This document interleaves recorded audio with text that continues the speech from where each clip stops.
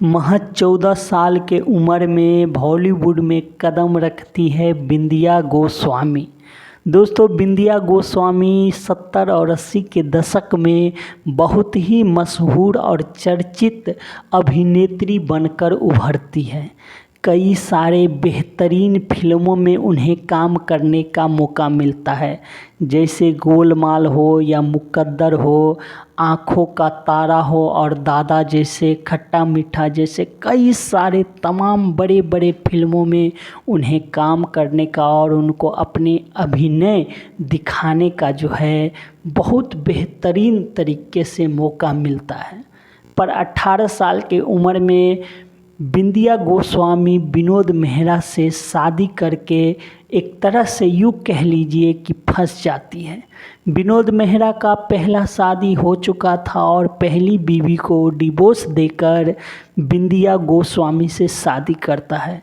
पर बिंदिया गोस्वामी से शादी करने के बाद महज 4 साल बीतता है तो फिर बिंदिया गोस्वामी को भी वो डिवोर्स देकर रेखा के प्यार में पड़ जाता है। उस समय में बिंदिया गोस्वामी काफ़ी दिनों तक डिप्रेशन में रहता है और वो फिल्मों से दूर रहता है। फिर बिंदिया गोस्वामी के उम्र में 13 साल के बड़े जेपी दत्ता, उन दौर के बहुत बड़े निर्देशक और निर्माता होते हैं, उनसे जो है प्रेम हो जाता है।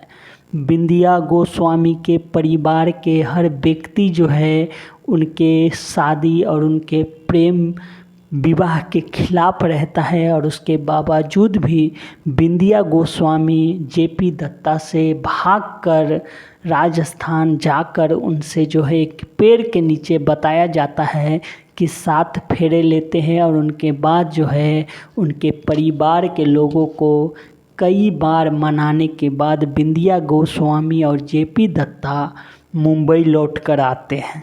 आज जेपी दत्ता और बिंदिया गोस्वामी का एक बेटी है निधि दत्ता और वो अपने परिवार के साथ मुंबई में ही रहते हैं और आज बिंदिया गोस्वामी बहुत ही खुश है। दोस्तों, ये जानकारी आपको कैसी लगी हमें कमेंट करके बताएं और चैनल पे नए हैं तो चैनल को सब्सक्राइब कर दीजिए और वीडियो को लाइक कर दीजिए। धन्यवाद दोस्तों, फिर मिलेंगे अगले वीडियो में।